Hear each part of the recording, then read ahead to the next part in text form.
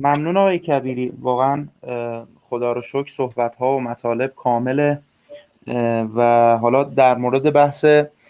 چیزی که فرمودید، اصلا نگاه دوستان و برادران شما و برادران مردم تاجیکستان در ایران این نیستش که حالا یک گروهی هستن سنی مذهب هستن، ما شیعه مذهب هستیم. اصلا فضاهای این چنینی نیست.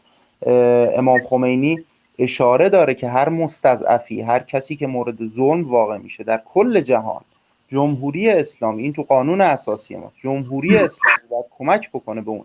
ملت و مردم. و اصلا فضا اینجوری نیستش که ما مبارزه مثلا نکنیم چون به خاطر محافظه کاری و اینها، اصلا اینجوری نیست. ولی به هر حال جمهوری اسلامی، دولت تاجیکستان یک سری مناسباتی دارند که قاعدتاً دست دو طرف رو در حل بعضی از موارد بسته. اما صحبت من و شما صحبت پیرامون مردم مستضعف تاجیکستان و گروه هایی که ظلم شده بهشون، حالا از هر طرفی، از کشورهای مختلف یا از جاهای دیگه. مسئله من، حالا اشاره کردید به استاد شهید سید عبدالله نوری. ایشون متاسفانه بعد از ایشون که ایشون رو از دست دادیم، حالا ایشون تفکرات انقلابی، تفکرات مبارزه با استکبار رو مطمئناً در ذهنشون داشتن و اینها. من این اواخر یک جستجویی میکردم حالا برای این نشست، برخوردم به یک فایل صوتی از شما در کنار رهبر انقلاب آیت الله خامنه‌ای در کنفرانس عدم تعهد که اشاره دارید به مبارزه با استکبار جهانی و اینها. واقعا انقدر که ما این مطالب رو میشنویم خوشحال میشیم. سوال من در حقیقت همینجاست که ما مطمئن بودیم سید عبدالله نوری شخصیتی هستن که انقلابی هن، مجاهدن، مجاهد اسلامی هن و اینا، و مطمئنم شدیم که آقای کبیری عزیز که بعد از ایشون اومدن یک فرد انقلابی، یک فرد مجاهد و مبارز با استکبار جهانی هن. من یک سوالی دارم خدمتتون، اینه که شما به عنوان رهبر نهضت اسلامی و افرادی که در نهضت اسلامی هستند هم با این نوع تفکرات خیلی عظیمی رو تشکیل میدن یا نه؟ با این تفکراتی که بحث مبارزه با استکبار اینها در نهضت، به قولی میخوایم ببینیم چند درصد اعضای حالی نهضت هم این تفکرات شما و سید عبدالله نوری رو دارن؟ سلامت باشید. خیلی سوال خوب رو مطرح کردید، چون من خیلی برادروار و شفاف با شما دارم صحبت میکنم و حالا این پیام ما رو حتما که دیگر دوستان در سراسر جهان میشنوند و باید هم بشنوند و بعضی مسائل هست که باید خیلی شفاف و روشن گفته شود. چون همونطور که شما هم گفتید، ما نهضت اسلامی تاجیکستان از استادان مرحوم استاد سید عبدالله نوری، استاد محمد شریف مزاده، اون چارچوب اعتقادی و فکری نهضت رو وقتی که اساس گذاشتن در مبنای ارزش‌های ملی مذهبی مردم تاجیک این گذاشته شد و غیر این هم نمیتوانست باشد و نباید هم باشد. اون نکته‌ای که شما فرمودید که استاد سید عبدالله نوری کی بودن یا ماها که الان کی هستیم، با گفت مولانا هر کی از زن خود شد یار من، از درون یار ما، از درون ما نجست اسرار ما.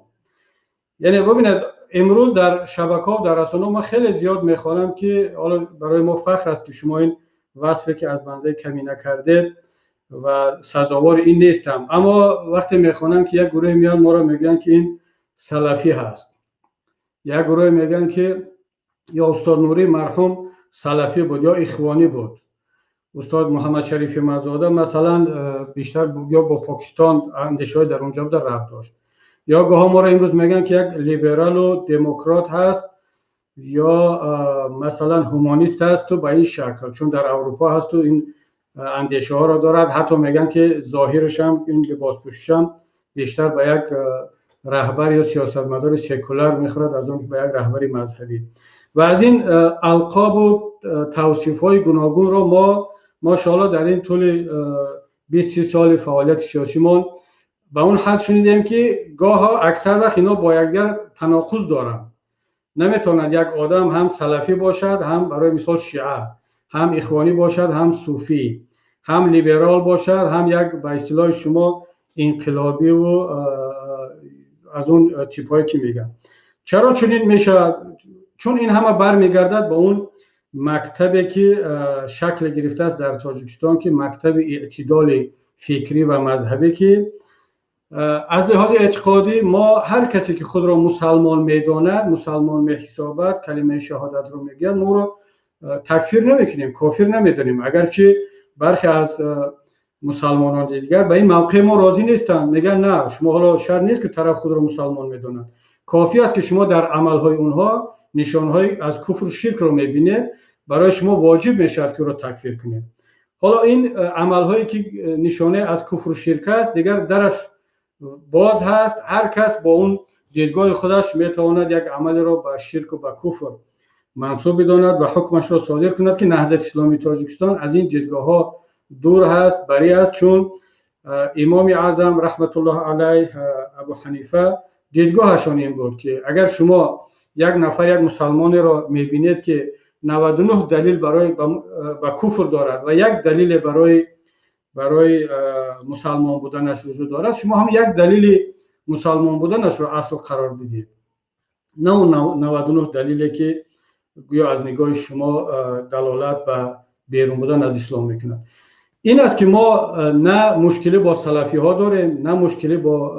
شیعه ها داریم، نه مشکلی با اخوانی و با گروه های صوفی و اینا داریم و نه مشکلی با غرب داریم، نه مشکلی با کشورهای دیگر داریم، حتی با کشورهای هم که برای مثال امروز با برخی از کشورهای اسلامی مشکلی دارن.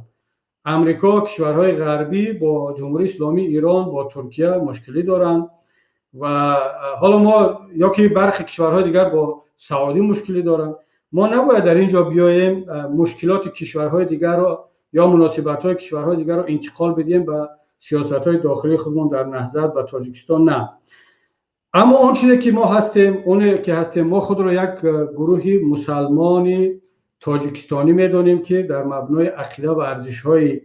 سنی حنفی شکل گرفته است و یک عده از برادران اسماعیلی هموطنان خود را در کنار نهضت، در داخل نهضت هم داریم